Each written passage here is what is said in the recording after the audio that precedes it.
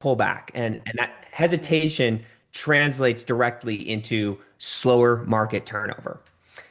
Another kind of paradoxical relationship that exists is consumer sentiment and mortgage rates, right? We know that mortgage rates are driven by inflation expectations. And, at a first glance, this chart might seem counterintuitive because higher mortgage rates and interest rates in general are most often associated with a strong and growing economy. The Federal Reserve raises rates because things are heating up, because employment is strong, because spending is up, and inflationary pressures are present in the economy. So it doesn't really make sense that, when a strong economy persists, consumer sentiment would be down. But we have to think back to psychology. And the paradox is this: for everyday consumers, rising rates feels like bad news. Higher borrowing costs will directly impact a buyer's affordability, not just in the housing market, but overall, right? We talk about car loans, credit card loans, student loans. It impacts consumers' budgets on a monthly basis. So even if the broader economy is healthy, people start to feel squeezed, and that decreases sentiment even when we have, higher interest rates because of a good thing. So what this chart really shows is that there's kind of a psychological lag between macroeconomic trends and the household perception of those trends, right? The rates might reflect economic expansion as a whole, but sentiment reflects how that feels to the average household. So let's look at how this has impacted the real estate market here in Colorado in particular. This chart is super, super important. This is our listing inventory dynamics. And again, we tend to have a focus on year over year or month over month changes in inventory. And that is important to recognize. But I really wanted to take a step back and look at the past 15 years and see where we've been and where we are now. Number one is there's an incredible consistency between the number of new listings every month or every year and closed listings every month or every year, right? The green and orange lines there represent the number of new listings and closed listings every month. And we can see that typical annual cycle, right? There's more new listings and closed listings in the spring and early summer when people are out and active. There's less in the winter. That is completely natural. But year over year, if we look how consistent these trends have been, we've got dotted lines on there that show that really over the past 15 years, generally the same amount of homes come on the market every month and the same amount of homes leave the market every month and are sold. But the blue line diverges from that trend. The blue line is our active listings. And today, there are about 14,000 active listings on the market in the Denver metro area, which we haven't seen since 2012. So how do we get that divergence when we have the same amount of homes coming on the market and coming off the market every month? It comes down to time on market. And what this tells me is that the inventory pressure that we're facing right now is not a supply side driven phenomenon. The inventory pressure that we have right now is not coming from the supply side. Let that sink in. It is coming from the demand side. Demand is the primary driver of elevated inventory levels. So something interesting to think about. It's not necessarily that, this misconception exists that inventory is determined by sellers and the number of sellers and how fast they sell, when actually it's really determined by buyers whose demand and sentiment impact time on market the most.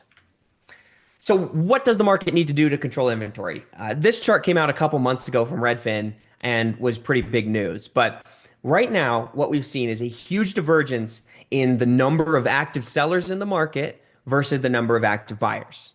And remember, we don't need less listings, right? We have the same amount of homes coming on and off the market every month. What we need is more buyers and buyers to act faster. So the active number of sellers right now, it may seem high. It's increased over the past 2 years, but we're still below pre-2020 levels in terms of the number of active sellers in the market. The number of buyers has remained extremely low.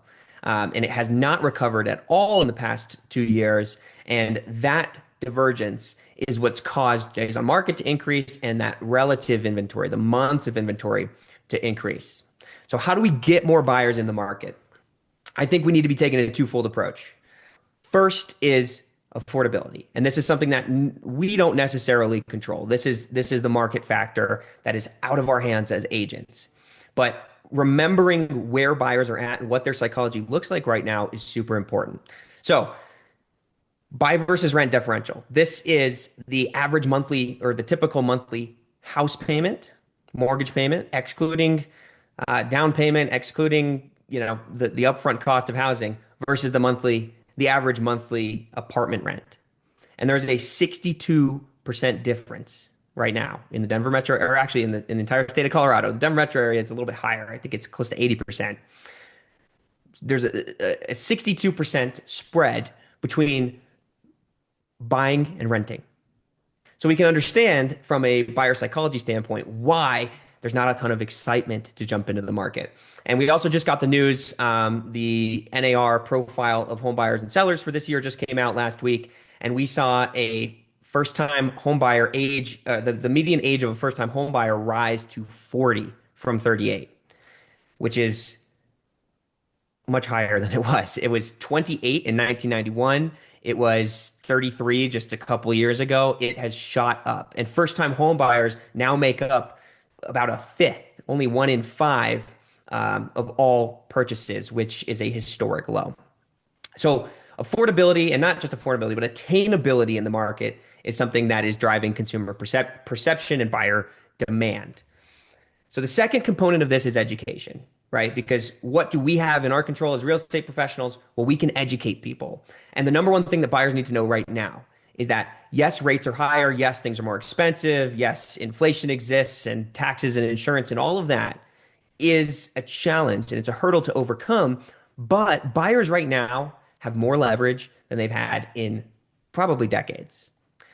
This chart shows you what the average original list price, last list price, close price, and net close price is this year. Right now, here's a big number for you. Right now, the differential on average between the average original list price and the net close price, which is net of concessions in the Denver metro area, is 5.7%. So you can go out and tell buyers, yes, the economy is scary. Buying a home is expensive, but right now, you can on average get a 5.7% discount off of list prices. And no time in the past 15 years has a buyer been able to approach the market with that kind of leverage. So let's dive into those numbers. This is something really interesting that I wanted to share. Concession metrics by close price. As home prices get more expensive, concessions tend to increase, but the prevalence decreases. So less people use concessions. But what's really interesting about this chart is that right about at the $1.1 million mark in the Denver metro area, we see a massive break point. The average concession amount in the 1 to 1.1 range is over $30,000, and it jumps straight down to $13,000 once we get above that 1.1 million mark. On average, I will tell you, I like everybody to have this in their back pocket when talking to sellers. 60 to 65% of all deals this year have had some sort of concession. And the average amount of those overall generally is about $10,000. That is the metric that you should be sharing with your sellers. But what I want to share here is just kind of an anomaly of the break point where concessions start to go away and become less important is in that million plus market. The reason behind that, I think one of the driving reasons behind that is we see a lot more cash purchases in that price range. So we can see that, FHA and VA financing start to go away as you approach the $1 million mark. Conventional takes over in the high sub-million, the high hundred thousands, 8, 9, 1.1. And then we really start to see a strong increase in the number of cash transactions up there. So that kind of explains a little bit why concession amounts and prevalence start to go away at higher price points because there isn't a loan to spend those concessions on with buy downs. That is the most prevalent thing that we see concessions being spent on. So I want to leave you with this. Right now, we have good news. This also just came out from NAR. Last year, or in the past 12 months, I think this is July 2024 to July 2025 is this data. 91% of all sales were agent assisted. You as an agent and as a real estate professional are more important than ever. And it doesn't feel that way because I know the current environment and consumer sentiment sucks and the government we've been beefing with. The odds are stacked against you as an agent right now, but we remain super important. So what I ask of you and urge you and encourage you to do is keep providing value because you will stay in demand as a real estate professional. And sharing these kinds of numbers with your clients, that's things that other people, other companies, attorneys, FISBOs, they don't do. They don't have this understanding. So continue to provide value to your clients and you will stay in demand even when things get tough.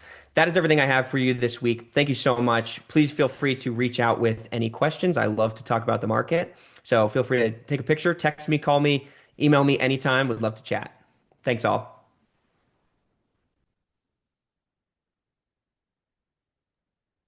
All right. Thank you, Cooper, for sharing that. Don't you guys love Cooper's updates every month? Give me a thumbs up. Yeah, I love it too. It's so helpful to get some relevant data that we can use right now. So, for the rest of the session today, we're going to be talking to, or we're going to have some of our OPs sharing some of their best tips around getting listings and a little bit of gratitude. I'm starting as an OP of Vail and Summit County. Here's my tip around listing appointments. And this is a real live experience. And I've shared this story with many of you.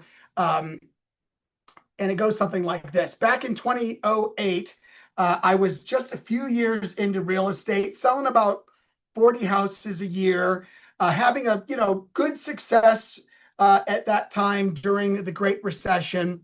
And I walked into a listing appointment, and man, I needed that listing to say yes. Has anyone ever been in that situation where you walked in and you're like, they need to say yes. I need this to work.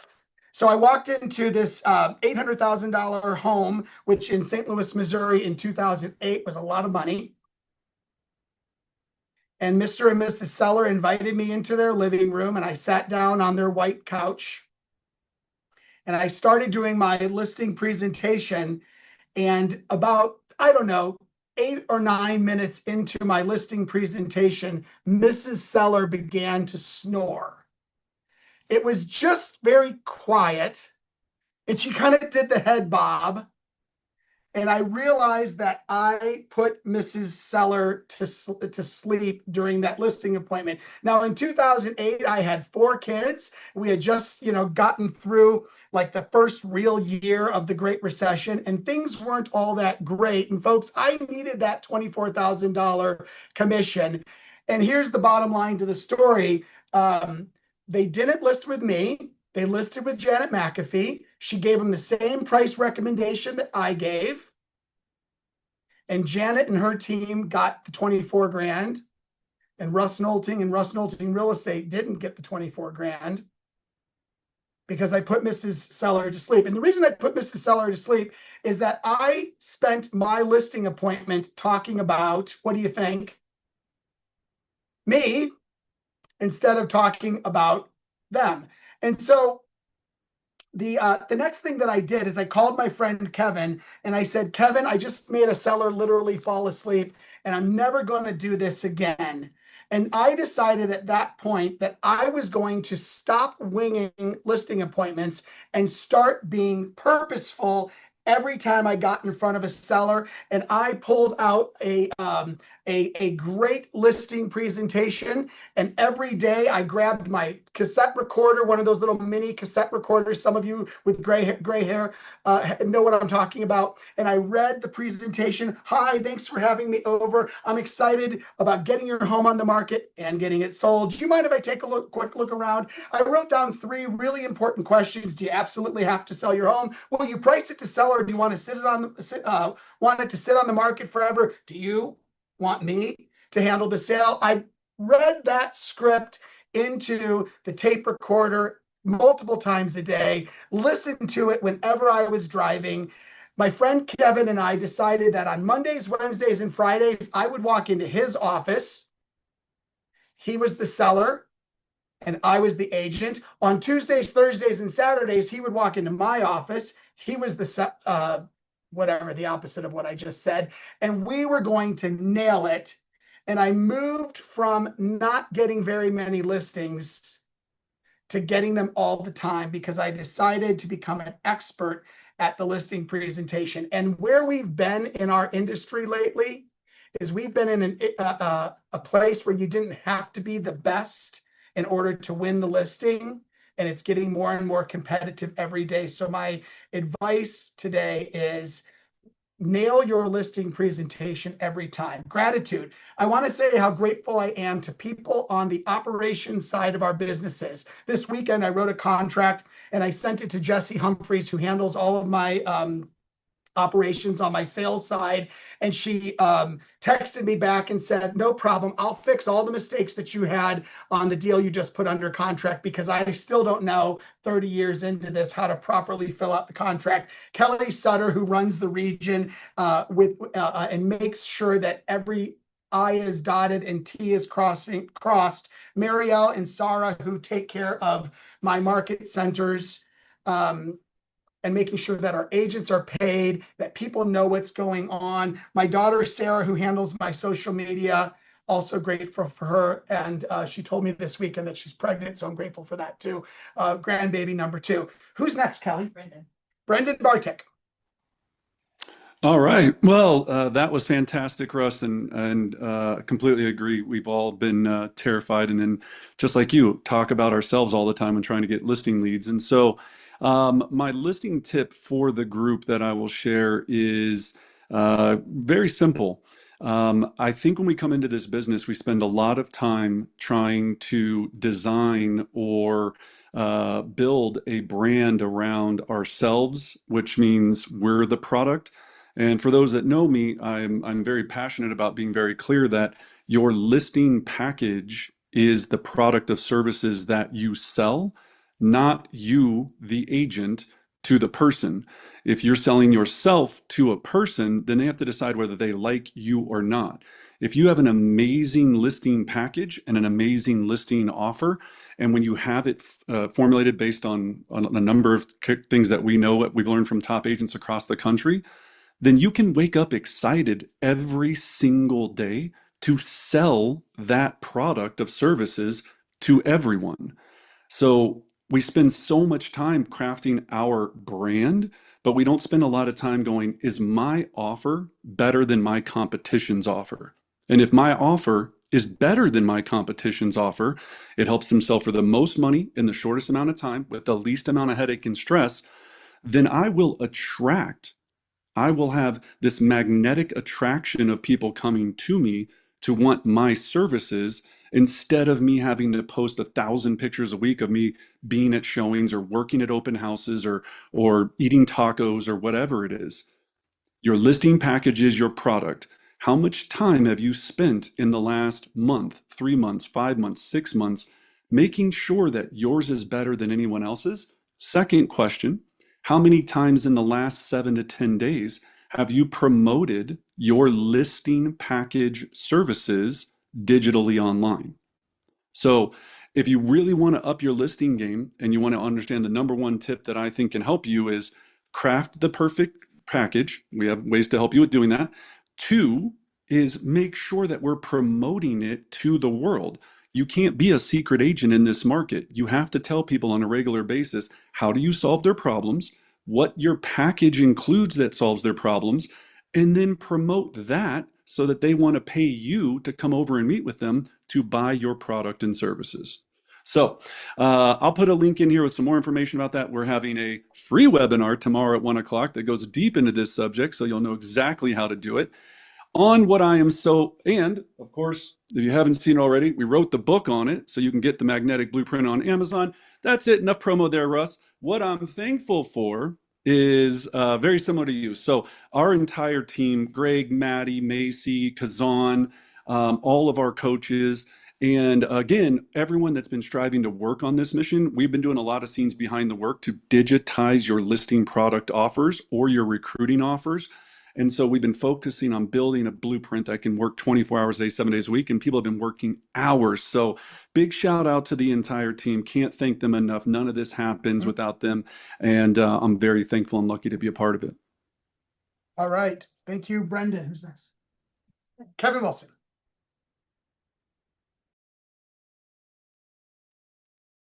Yeah, this kind of brings me back to 07, 08, 09, 2010, where we learned kind of the hard way.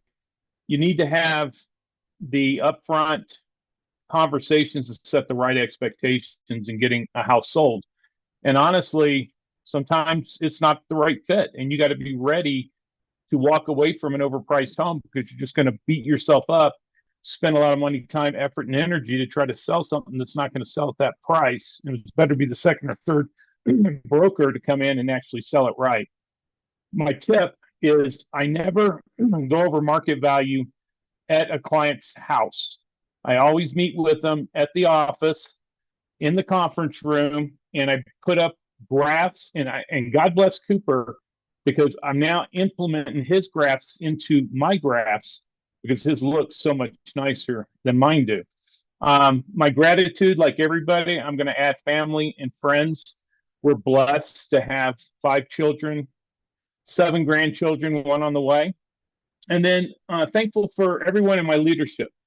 Charles, Elizabeth, Chris, Margaret at the Arvada Market Center, Scott, Jennifer at the Castle Rock office, and Rachel, Valerie, Samantha, Jody, Karen, and Sally at our Evergreen and Conifer office. Awesome. Thank you, Kevin. Michael Lee.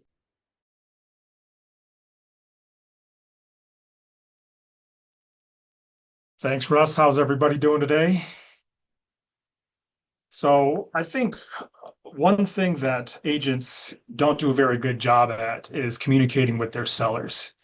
You know, coming out of a post-COVID market where we would be able to list a home on Friday, get a ton of showings and multiple offers over the weekend and be under contract by Monday, there was not a lot of follow-up with our sellers that needed to take place. Well, I think in this market where homes are sitting on the market 30, 60, 90, 120 days, are you talking to your sellers every week? Are you telling them, hey, this is the feedback that we received? This is, you know, your neighbor went pending and this is where they were listed at. This is where they went pending at. Are you having these price conversations with them every week so you can make sure you stay on top of the market and get the homes priced where they need to be to sell? So I think us as agents, we really need to get in the habit of communicating with our sellers on a weekly basis and recapping what happened this past week and what are we going to do going forward. In terms of gratitude and what I'm grateful for, you know, I'm grateful for all of our agents that, you know, help our industry and help our office, allow us to do what we do. And I'm grateful for my leadership team, my new team leader, Jen White, and my MCA, Bonnie, and you know, my front desk, Allie. So, you know, they're all doing a great job and keeping this office up and running. All right. Thank you, Michael. I'm stepping in for Cato because he was on the call at the beginning and he is ill. So here's his tip, and it goes right to what Cooper said a minute ago. And he left before Cooper said it, so this is right on. He says, my tip is to realize that first-time home buyers are now 40 years old. And the 55 plus community is the highest volume of people selling and buying. For that reason, you should be marketing to the 55 plus communities. Cato says that he's grateful for this market because we know how to overcome shifting markets. And while some companies will weather the storm and just barely weather the storm, we will overcome and outperform. Brian Smith, you're up. Okay, mine's short and sweet. 60% of all the people who own houses right now own a mortgage that's under 4%. Help these people understand and how they can do the research to find out if their mortgage is assumable. A house that has a 4% mortgage is going to sell at a higher price than a house that has to get a 6.25 or 6% mortgage. As far as gratefulness, I'm always grateful to all my staff, and I'm especially grateful to my outgoing team leader, Justin Juarez, who after 9 years has made the decision to step down, and he's still staying with us. He's an employee broker and going to be working on his personal business. So if anybody here is interested in being the next leader of the Keller Williams Downtown Market Center, contact me at briansmith@kw.com. Thanks, Brian. Stacy Kibler.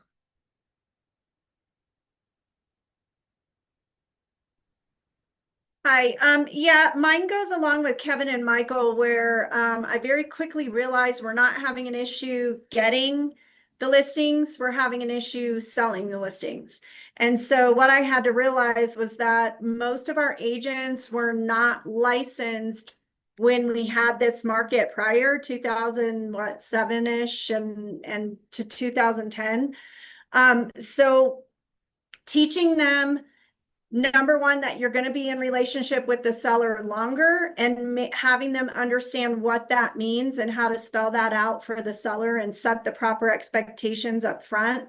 One of my biggest things is making sure that they understand how to pull the data, how to interpret it, articulate it, and discuss that with the seller. Just making sure that they have their follow-up plan in place of how often are they following up with their seller and actually making sure that they're doing it. I think that was a lot of stress for a lot of agents to realize, like, oh my gosh, I'm in relationship with this seller for a really long time. I like to leverage stuff. So something I wanted to mention was on Empire Building Podcast. It's an amazing podcast if you don't listen to it. But episode 275 and 276 discuss that at a high level of being in relationship with your seller for a longer period of time. And it's a really good podcast to listen to. As far as being grateful, I am so, so grateful to my leadership that's here. I'm grateful to my TL Larissa, my MCA Sean, my front desk Jordan and Rita, and then also super thankful to my ride or die that's been with me for 13 years, my ops manager Jennifer. I'm so, so very thankful for my leadership. This has been a really rough go for a while, and they are just really stepping up to the plate, and I appreciate that more than they know. All right, Stacy. Tony Greer. Oh no. Okay. So about 2/3 of my business is last time home buyers, and about 80% of my listing traffic is those people or their surviving family members when someone either goes to nursing home or dies.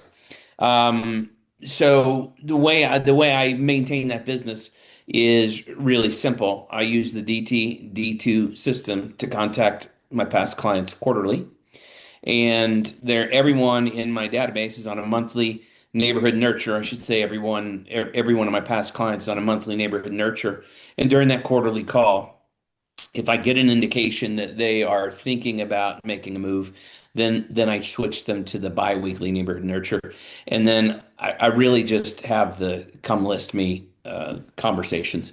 What I'm grateful for is I'm grateful to be a part of a company that puts culture before a lot of other things, and culture is kind of an overused term, but I really feel like I'm closer to this KW family than my own family in many cases, and super appreciative of my staff. That's Lori and Katie and Ryan and Jackie and Jess and Kay, and of course my business partner Jamie Baker Orr.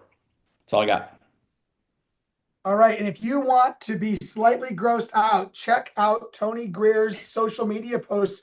Check out Tony swimming in a pool of guacamole, and it will ruin your taste for Mexican. Chad St. Jean. Yeah, good afternoon. As I sit here and listen, right, Tactic 7 is the best strategy. When we price it right, get it in the right condition. Where I see some great practices is capturing that market of the moment, meaning 30-minute neighborhood previews in addition to or replacing open houses where open house traffic is slowed down. I've seen some of those take off with 50 plus people showing up in a non-traditional hour evening where neighborhoods get a moment, and then capturing that on social media using AI because we know the battle is there, and really showcasing those listings. We got to do something to battle the compass coming soon because we have agents gravitating to it. So what could we teach as a practice? I'll be done here by 10 minutes. And then what I would tell you is grateful for, as you know, I've taken a regional leadership role in South Texas, so it's changed the rhythm of flow. And I'm grateful for my wife. We'll be married 26 years on Thursday, and she's picked up a lot of the slack and some things that I do. So grateful there. And then in Grand Junction with our team, Sarah has been an integral part, hold it together when I've been without a team leader, kept the team together, and then TK's made her 90 days. We're ready to really start growing, but I'm really dependent on those two and grateful. All right, Jamie Baker or. Thanks, Chad. Hello. So my listing recommendation. So I think we do a really great job at getting listings. And the thing that I think sets our team apart from other agents is that we tell them the hard things, right? So everybody wants to list for the most amount of money and get the most, but a lot of times the houses aren't ready to be listed. There's things that need to be done, and those are hard conversations to have. But if we have the house ready for the market, they tend to sell quicker. And of course, pricing is key. Is it 80% of your sales strategy is that making sure that it's priced correctly. So having the hard conversations and scripting them. So all of our agents, we script several times a week to make sure that everybody's comfortable with those conversations. As far as gratitude, I have the most amazing team.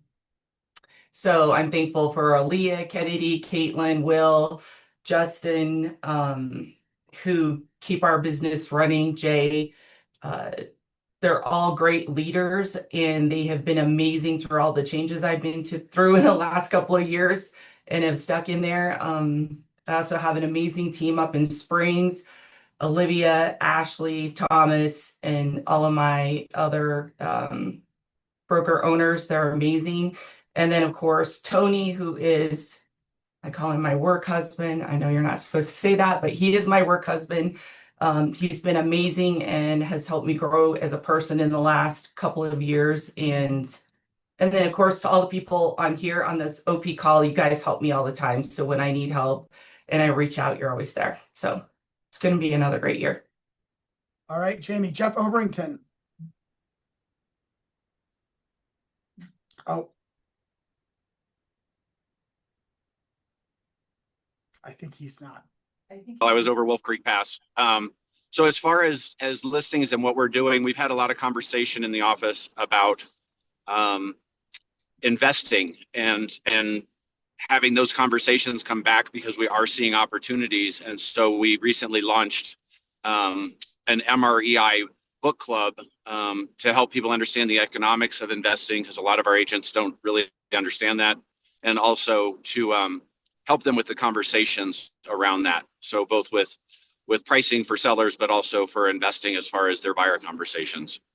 And then as far as my gratitude, I have the good fortune of having a super engaged set of agents, and we just graduated 48% of our roster out of Bold last week. So great momentum for us going into the business planning period. That's awesome, Jeff. I want to say that Jeff is our road warrior. You would think that he lives in Denver by how frequently he's here for regional things. So Jeff, thank you for doing the drive all the time. Last but not least, certainly Jeremy Cockrum. Hi there.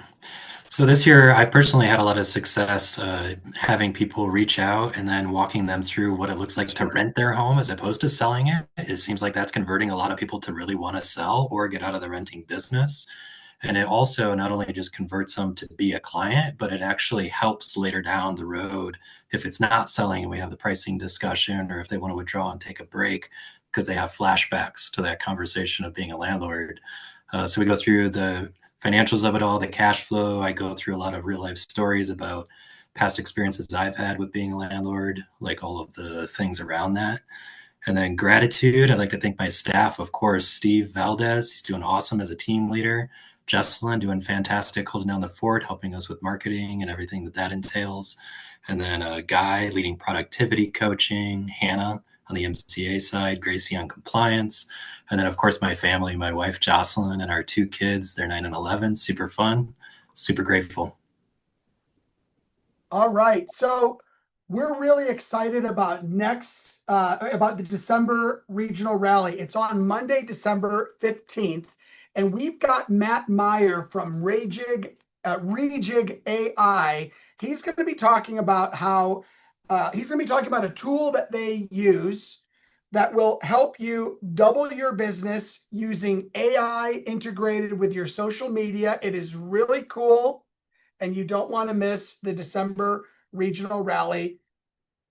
Hope everyone has a great Thanksgiving, and we will see many of you at the ALC clinic on Wednesday. Take care, folks.